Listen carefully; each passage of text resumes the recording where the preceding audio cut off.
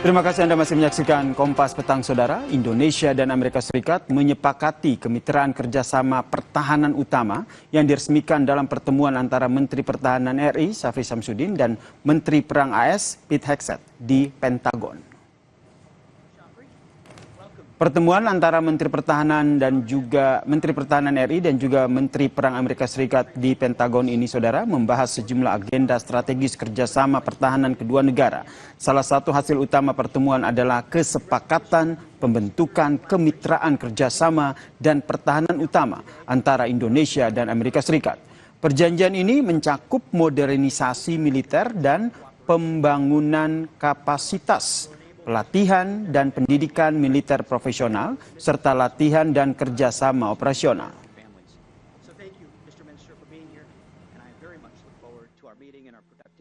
To have you, it's an honor to host your team as well.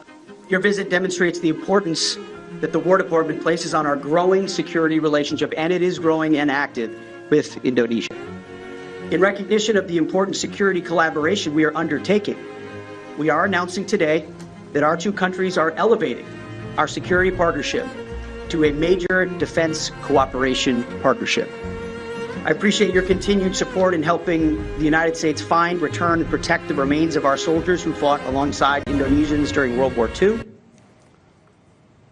Dalam rilis yang diberikan Kedutaan Besar Amerika Serikat di Indonesia, kami mengutip pernyataan dari Menteri Pertahanan Syafri Samsudin. Kami hadir di Pentagon sebagai delegasi Indonesia dengan antusiasme yang sangat besar untuk melanjutkan dan mengembangkan hubungan pertahanan kita agar dapat terus berkelanjutan bagi generasi mendatang di Indonesia dan Amerika Serikat.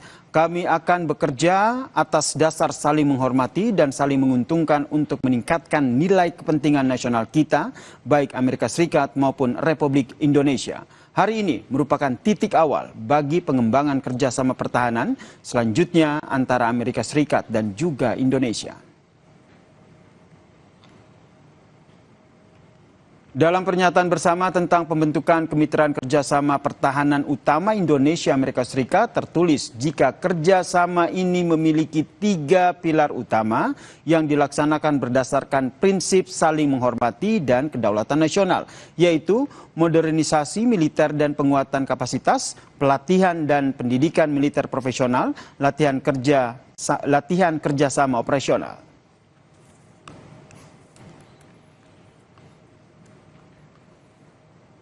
Saudara, Kementerian Pertahanan membantah memberikan izin akses lintas udara bebas bagi pesawat militer Amerika Serikat melalui wilayah udara Indonesia.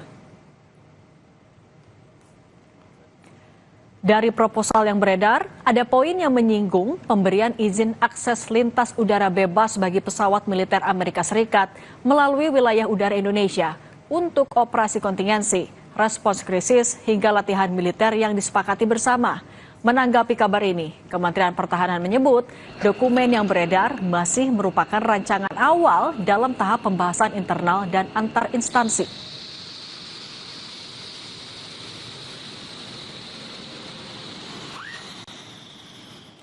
Berdasarkan rilis tertulis Kementerian Pertahanan kepada Kompas TV, Kementerian Pertahanan menegaskan dokumen yang beredar saat ini merupakan rancangan awal yang masih dalam tahap pembahasan internal dan antar instansi. Dokumen tersebut bukan merupakan perjanjian final, belum memiliki kekuatan hukum mengikat. Kementerian Pertahanan Republik Indonesia menegaskan bahwa otoritas kontrol dan pengawasan atas wilayah udara Indonesia sepenuhnya berada pada negara Indonesia. Setiap kemungkinan pengaturan tetap menjamin kewenangan penuh Indonesia untuk menyetujui atau menolak setiap aktivitas di ruang udara nasional.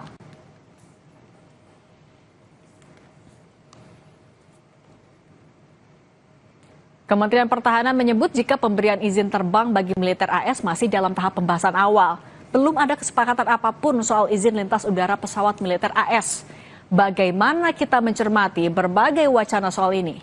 Kita bahas bersama anggota DPR RI Komisi 1 Oleh Soleh dan pakar strategi PPAU dan alumni US Air War College Marsma TNI Purnawirawan Agung Sasongkojati. Selamat petang semuanya. Selamat petang semuanya. Kang Oleh, kata Kemhan ini belum final, tapi artinya ada proposal ini ada. Dan kan kalaupun dijajaki lebih serius harus ada ratifikasi dari DPR. Kalau dari Komisi 1 sejauh ini sudah Anda dengar, sudah sedalam apa pembahasannya? Tentu kami sampaikan bahwasanya DPR terutama Komisi 1 ya, kita baru tahu dari media sosial dan media TV serta media-media lainnya bahwasanya pada prinsipnya DPR akan menunggu keterangan secara langsung dan tentunya keputusan final yang diambil oleh pemerintah itu sendiri. Untuk tahu Yang keterangan jelas, dari pemerintah akan memanggil langsung aja Pak Kang. saya rasa DPR sudah menjadwalkan ya, setiap masa sidang selalu ada agenda untuk RDP dengan mitra komisi. Menhan ini mitra komisi 1 dan secara otomatis semua persoalan dalam maupun luar negeri secara otomatis pasti akan terbahas itu. Dan saya rasa Komisi 1 akan memanfaatkan hal itu untuk menggali informasi serta melakukan pendalaman terhadap langkah-langkah yang akan diambil oleh pemerintah. Pemberian izin lintas udara untuk pesawat militer Amerika Serikat ini kan bukan hal ini hal yang serius untuk Komisi 1 sendiri. Apa yang menurut Anda harus diperhatikan betul kalau memang ini sedang dijajaki? Saya rasa seluruh elemen bangsa, apalagi Pak Presiden maupun Pak Menhan, pasti akan menjaga kedaulatan NKRI, darat, laut maupun udara. Saya rasa semua sudah komitmen bersama bagaimana ada kedaulatan ini betul-betul dijaga. Tidak boleh satu jengkal pun tanah air kita, baik udara, darat maupun laut, bisa dikuasai oleh pihak orang lain dengan kepentingan orang lain. NKRI harus dipertahankan dan dipergunakan seluas-luasnya untuk keutuhan, kedaulatan, serta keamanan dan sekaligus kesejahteraan rakyat Indonesia. Oke, kalau kepentingan kedaulatan harus selalu jadi dasar, Pak Agung, kalau menurut Anda sebenarnya proposal ini menguntungkan kita atau justru lebih membahayakan?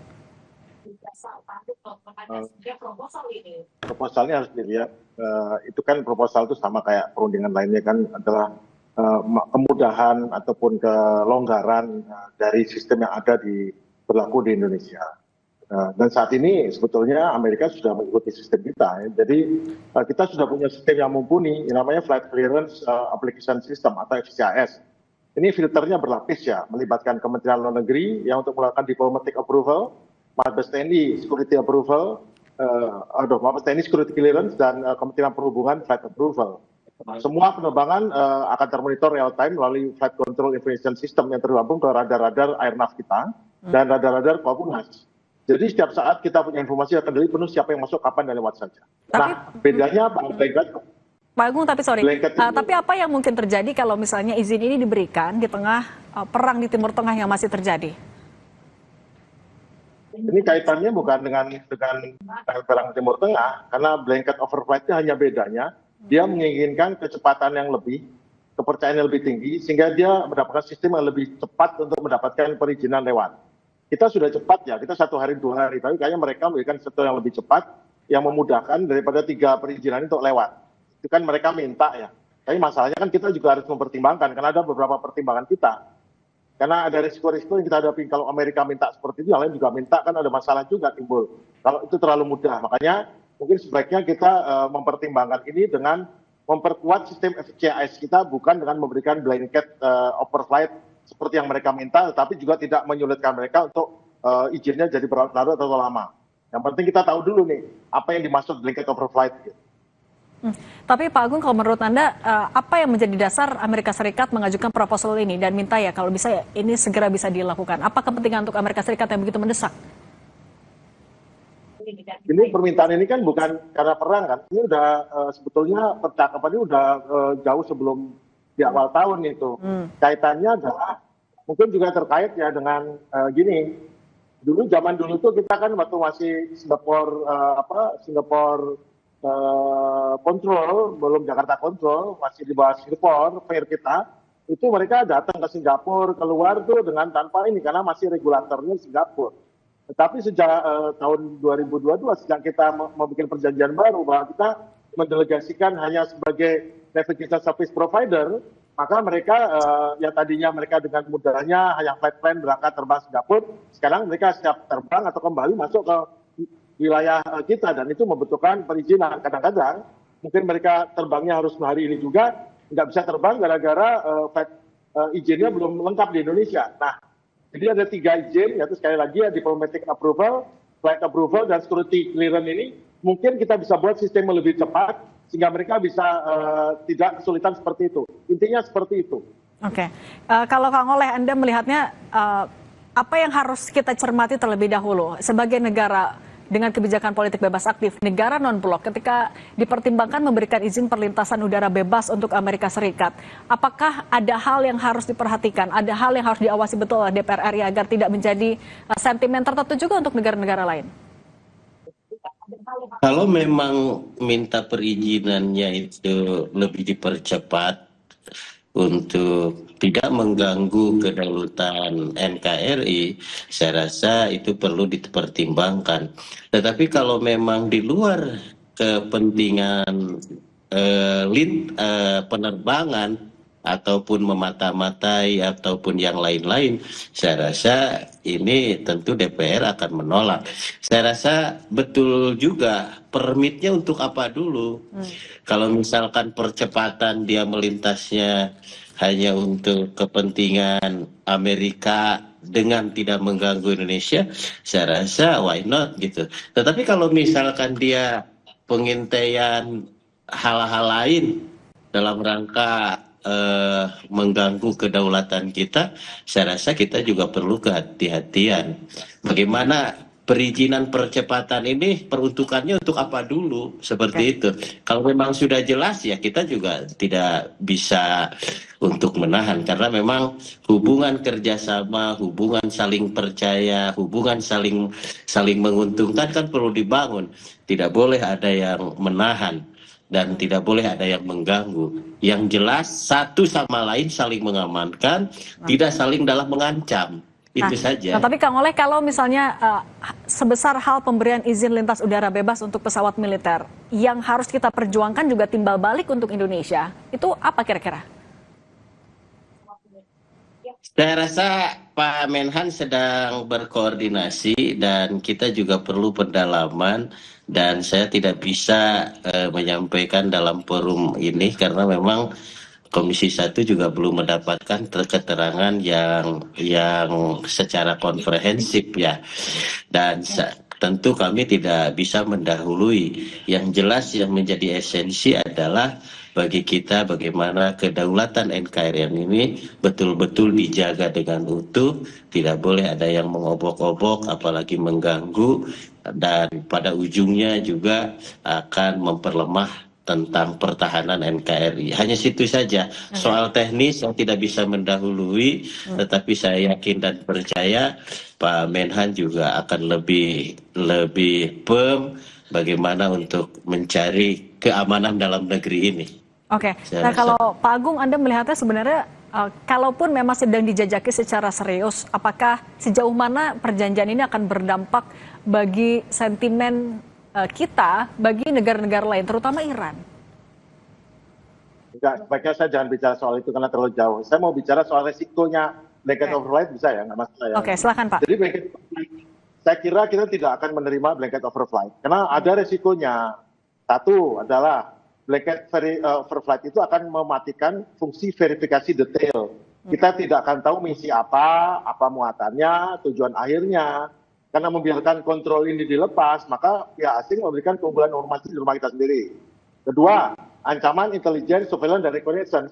Pesawat militer model ini bukan hanya alat angkut, mereka juga punya sensor terbang. Jadi izin lintas bebas tanpa perizinan sama sekali membuat peluang bagi platform intelijen asing untuk melakukan pemetaan, penyadapan sinyal, data intelijen di atas tempat kita. Jadi risikonya nggak bisa. Kemudian ada juga adalah implikasi geopolitik. Nah ini kalau geopolitik, maka kalau kita memberikan blanket override kepada satu negara tertentu, maka kita seperti memberikan karpet merah, kekuatan besar, kita sudah tidak bebas aktif lagi. Jadi makanya sebenarnya kita jangan blanket override karena ada risiko seperti itu. Namun tentu kalau permintaan itu menyangkut kecepatan, itu masih bisa diperhitungkan. Tapi kalau terkait sama perang yang lain-lain, ini Amerika mengantisipasi. Tentunya kan masih persyaratannya bukan untuk operasi. Mungkin kita di dalam perizinan nanti yang lebih cepat itu, kita mungkin masukkan klausul tidak untuk operasi militer. Sesimpel itu. Kan ini masih harus dirundingkan Kemlu, Menhub, Mabes TNI. Jadi kita juga tahu bahwa ini tidak mau kita terima blanket, dan saya rasa dan saya pikirkan juga karena saya belum lama ini masih di Mabes, kita tidak akan terima blanket override karena itu melanggar banyak hal. Oke, yang pasti harus dibahas secara hati-hati dengan dengan tetap mengutamakan kedaulatan kita. Kalau menurut Anda tapi Pak Agung, bagaimana pandangan negara-negara yang kontra dengan Amerika Serikat melihat ya posisi kita saat ini dengan sedang mempertimbangkan pemberian izin lintas udara itu, Pak Agung? Jadi Amerika itu punya semacam ini dengan banyak negara seperti Turki, negara Arab negara Arab malah menempatkan pangkalan militer di dalam. Jadi kalau menurut saya ya kalau kita tidak memberikan blanket overflight, tapi kita berikan mereka untuk untuk flight control sistemnya sudah berjalan, maka kita harus tegas bahwa kita bantu kamu cepat, tapi juga tergantung acaramu sehingga pasal kalau itu untuk militer sebaiknya tidak mengangkut apapun yang terkait dengan ini tidak. Jadi gitu kita punya wewenang juga untuk memberikan izin pada siapapun dan tidak memberikan izin siapapun. Dan negara lain juga nggak berhak mengatur kita mau Iran segala macam. Tetapi kita juga tegaskan mereka kita nggak memberikan juga terkait dengan militer atau kalau nanti mengganggu kedaulatan negara lain ya kita jangan ada pasal yang harus kita masukkan dalam pemberian izin yang dipercepat. Jadi kita tidak setuju blanket override, tapi mungkin izin dipercepat karena mereka juga banyak yang perlu ya untuk kebutuhan bantuan kemanusiaan atau apa juga perlu seperti itu. Karena risikonya kita berikan blanket override sekali lagi melemahnya pengawasan udara, potensi infiltrasi intelijen udara, gangguan sistem identifikasi lawan kawan, dan hilangnya citra Indonesia sebagai negara bergerak independen. Maka saran saya atau itu semua jangan blanket override tapi dipercepat izinnya, itu saja. Oke, itu resiko yang harus dipertimbangkan. Pak Agung Sasongkojati dan Kang Oleh Soleh, terima kasih sudah berbagi bersama kami di Kompas Petang. Saya selalu. Selamat sore. Usai jeda di Kompas Petang, Saudara, kami hadirkan informasi Presiden Prabowo Subianto telah tiba di Paris, Prancis untuk melanjutkan kunjungan kenegaraannya. Prabowo dijadwalkan menggelar pertemuan 4 mata dengan Presiden Prancis Emmanuel Macron hari ini.